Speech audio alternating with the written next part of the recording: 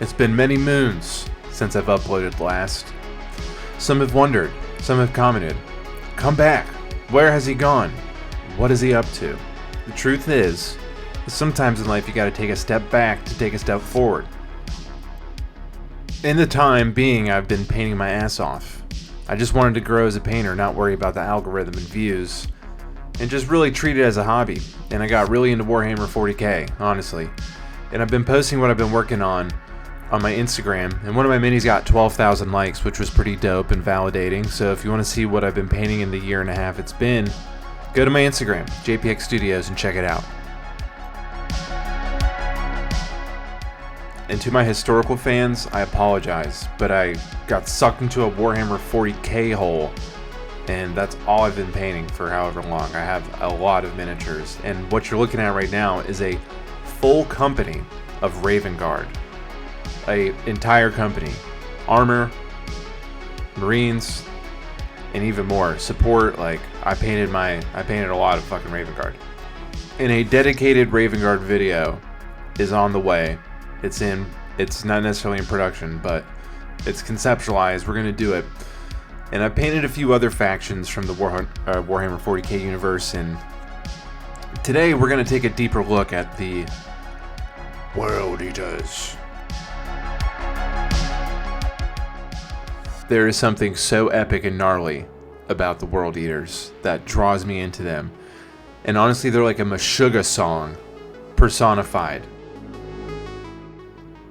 And we'll take a closer look at some of these berserkers that I painted about a year ago at this point. Here's the champion. This is probably one of my favorite models. Those are real rocks, the skulls, the red, the gnar. You know, one of my favorite models right here that I've painted that's in my collection. And the berserkers I painted about a year ago, like I said, and then Karn I painted a few months ago, and the Master of Executions, which you'll see here in just a moment, I painted pretty recently.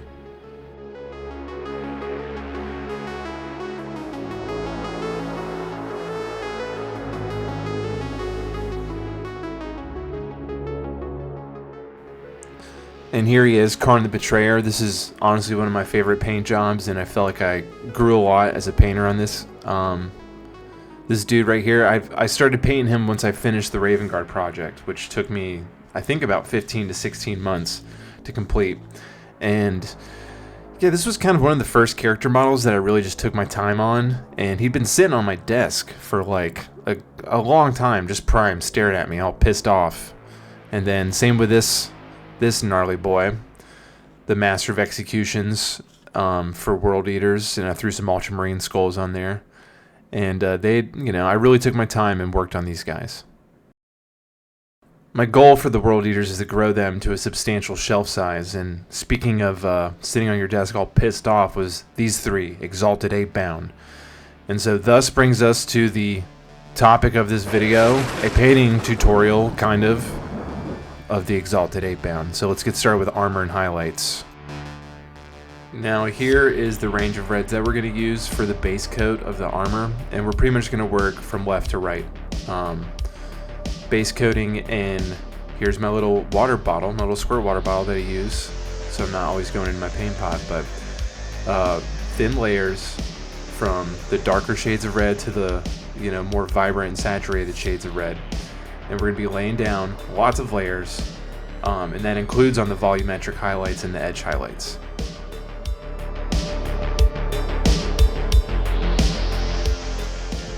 Now it's going to take a few layers before you kind of get the red that you're looking for, and the red that Monty is looking for as he watches over our painting progress. But here you can see, like, it's looking a little burgundy-ish, and we got some paint drying there, and then this guy is kind of heading towards where we want it to be.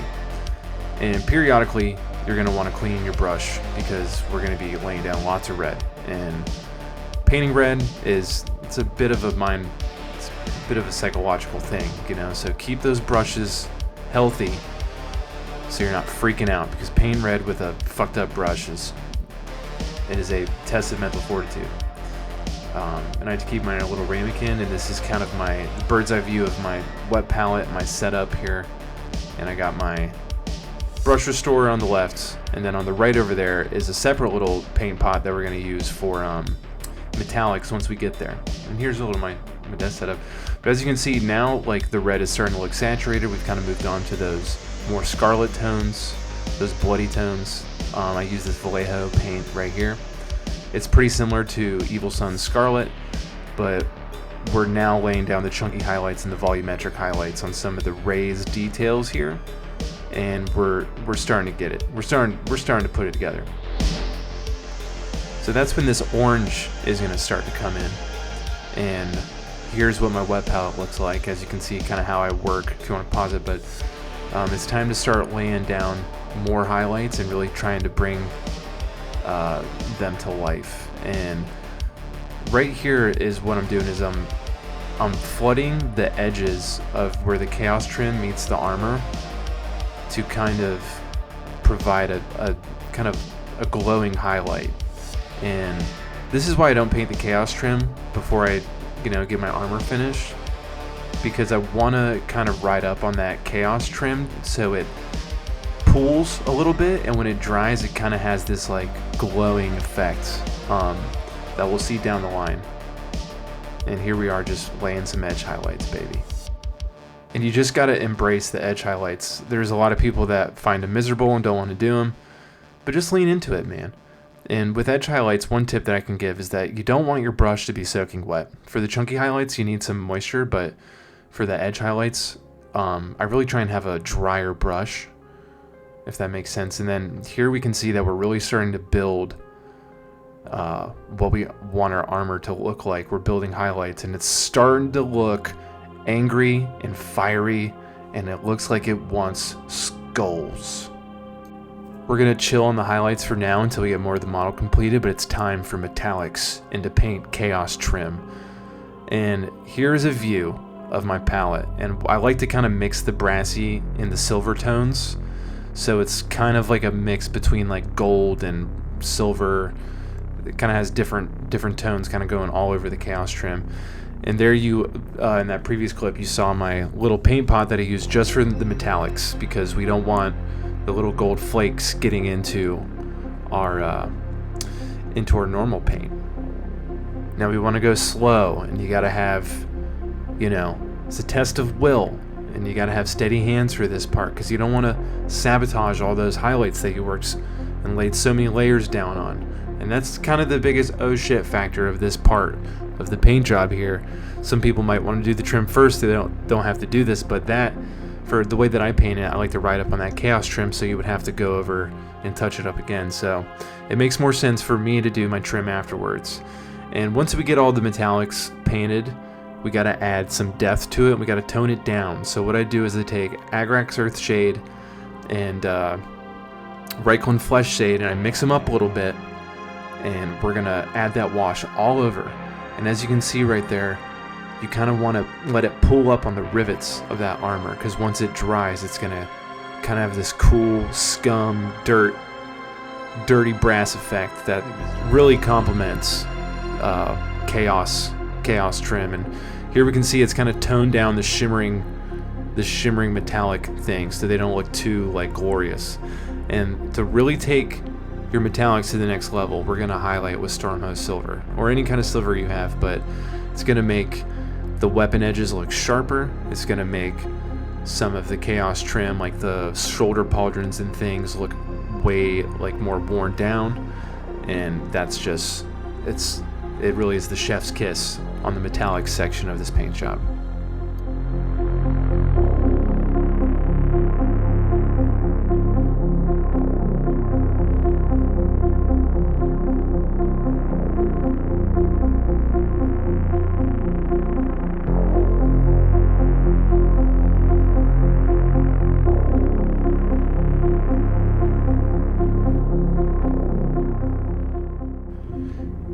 This part honestly won't take you too much time, because you're not hitting you don't have to hit all of the edges of the armor. You just want to hit it in some key points. And here you can see I'm adding some little scratches and stuff like that, which really brings your miniature into a whole nother realm of detail, and highlighting some of the weapon casing edges. And yeah, And you can kind of tell right here that it's added a bit more visual interest to that armor. Meat's back on the menu, boys. We're gonna paint flesh, and these are the paints that I'm gonna use. AK Interactive has a great little package you can get on Amazon, and this is what the wet palette's gonna look like.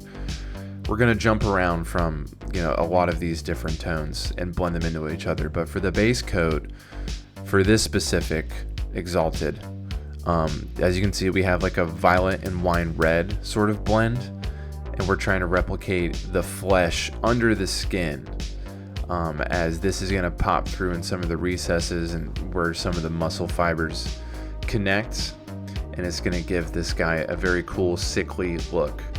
And yeah, we need to, you know, do nice 2 thin layers, get the face and all that, and then we'll move on and we'll start adding the volumetric highlights where, you know, the raised portions of muscle are going to be.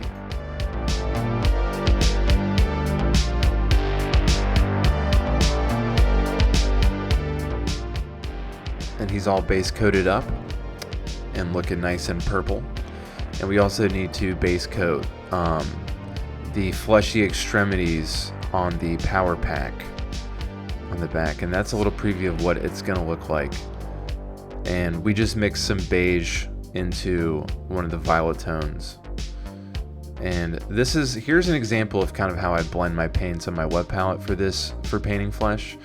Now I have all of the different flesh tones up top, and as you can see, when I want to go lighter, I blend in a little bit of the beige with a little bit of water, and then if I want to go darker, I hit one of the darker tones and blend it in there, and you can kind of see how it reacts and blends.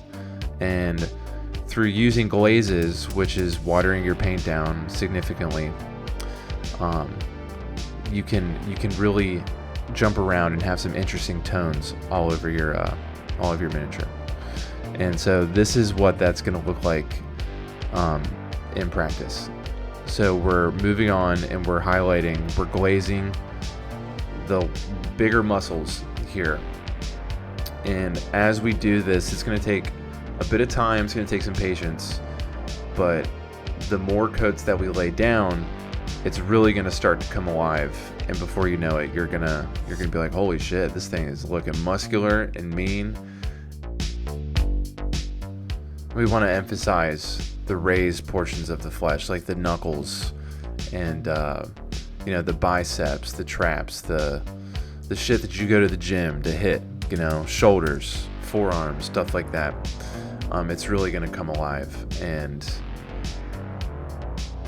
yeah, here we go. We're just adding some more beige tones, and once, like, while you're painting this, like, each layer you add to it, you're going to get more and more stoked because it's going to look more and more realistic. And the same concept applies to the face here. Like, we're going to go up in scale on the cheekbones, on the chin, on the, you know, cheeks around the lips, the brow, the nose, and we're just going to scale up. We're going to scale up and we're going to scale up until we until we get to a point where we really feel like it's highlighted and it's come alive.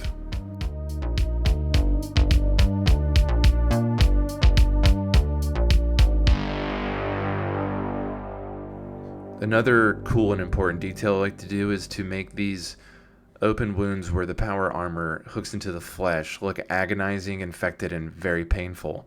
And the way to do that is to glaze down some burnt red, some burgundy, and like a little bit of brown to get started, and just flood these areas, the recesses around where the armor hooks up, just like this. And they'll dry, and then add a few more layers. And it'll really kind of drive home the I'm in agonizing pain and pissed off vibe that we want to accomplish with the World Eaters. And once you get your highlights done, you'll see here later on the video, but it really looks awesome, cool, and painful, and I think it's an important detail. The same theory that we've applied to the flesh goes for these fleshy extremities on the power pack here. So we're just going to follow the same steps And then for the eyes, I mean, we're kind of moving forward on the face, so let's get the eyes done. And we're just gonna kind of block those out with some darker tones. You can use brown or a red or even like kind of a violet. And then we're gonna do almost the same shade underneath the cheekbones.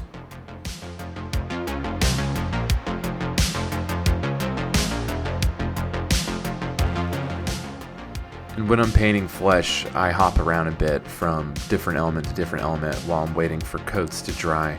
It's a bit of controlled chaos, and here we're, applying this theory of raising the highlights on the flesh to the bottom of the feet, and you can really kind of see it start to take shape right here. And yeah, when you do one part of the model, like go ahead and work on another thing while it dries, and then we're moving back to raise the highlights somewhere else, and you're just gonna hop around until all of the flesh really starts to take shape.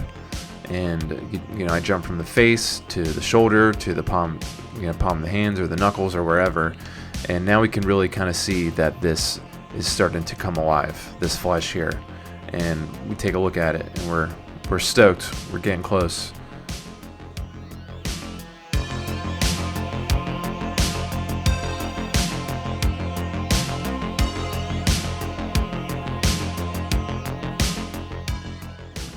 We want to do this model justice and pay attention to detail, to all of its components, but some components are going to get more attention to detail than others. For instance, the face, I'm going to work on more than I do these outer extremities on the power pack, because,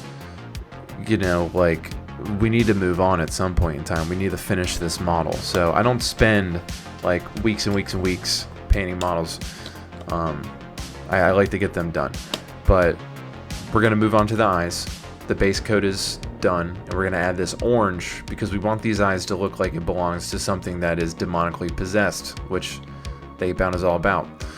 So once we get the orange laid down, we're going to add this kind of lemon yellow. That's kind of a fluorescent, and then we're just going to boink, boink, just very gently dap it on there.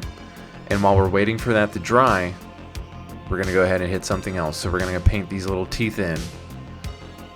And then we're right back to working on the eyes to try and give them some sort of glowing effect so they stand out a bit.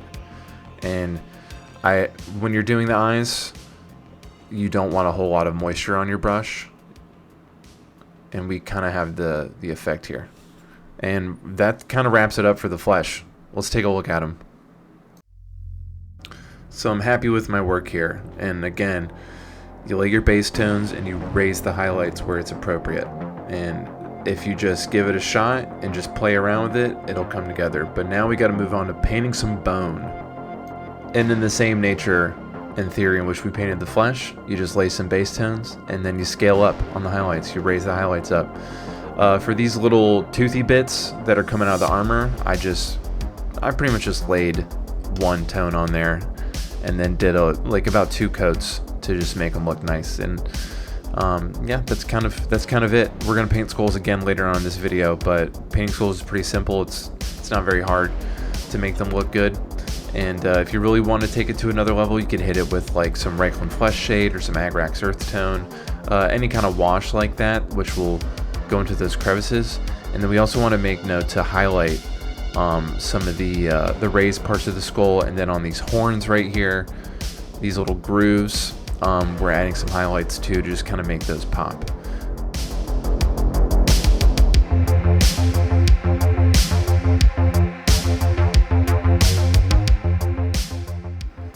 And at this point, we're just hitting all of the other details. We're gonna add a little bit of highlights to the black, the loincloths and the tubes that are running through, and some of the, the horns that are coming through the armor that we've decided to keep black. We're just adding a little bit of like graphite or like a bluish gray highlight to those, and we're not going to go crazy. We're just going to give them a little whoosh and move on.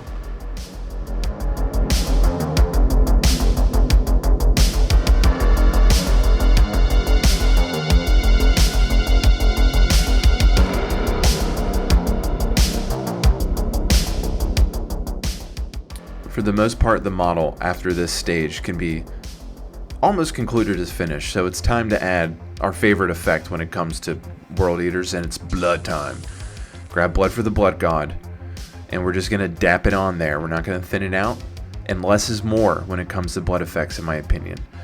I think you should do less blood, and you're gonna just dap it on there on one point of the weapon, so it looks like it took off an appendage, like they just showed up to the battle and caught a few bodies.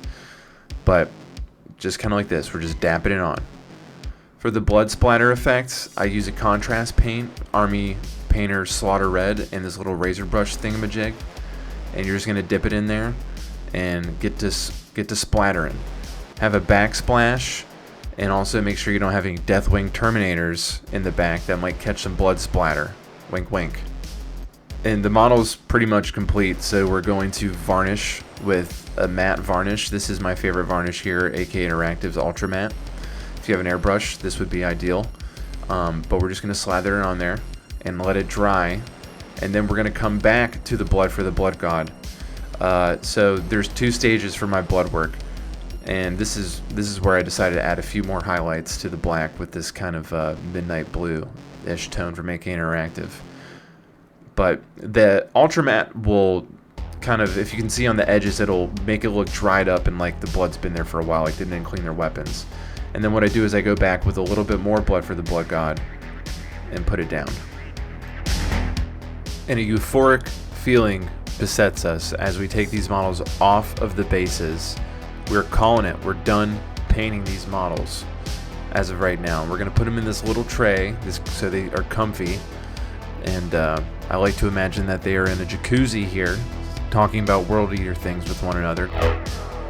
And for the bases, we're going to need skulls. So here are a bunch of prime skulls that I have ready to go. And I'm going to make a separate video for how I do my basic bases. But you'll need some tuft, you'll need some vines, you'll need some, some diorama effects. And here you can see I've placed these skulls down on the bases, as these are the World Eaters and skulls for the Skull Throne. How many times can we say skulls? But we're going to paint them in the same fashion that we painted the skulls on the World Eaters' cool heraldry. And we're going to finish off with the highlights when we do our dry brushing on these bases. And the dry brushing for terrain is very important to me, or at least for my little scheme here. These are the dry paints that I use. And I'll throw in a little bit of green tones too, so we kind of have this like kind of clay, kind of red clay looking type deal, and then we're going to add some green hues, this kind of aqua looking stuff that we blend with some refractive green from Vallejo, and then we're going to finish off the skulls with a little bit of white dry brush. And it really does add some cool visual interest. I highly recommend you dry brush your bases. But yeah, we'll cover that in another video. And we're gluing the bad boys onto the bad bases, and we're almost mission complete here. This is one of the best parts. And to just kind of seal the deal, we're going to do a little bit of dry brushing on the boots, or the feet rather, to kind of blend those into the bases. And the best part, painting the rim of the base. And this really seals the deal. So thank you so much for watching this wacky ass painting guide. It's good to be back on YouTube. I hope everybody's doing well, and thanks so much for watching.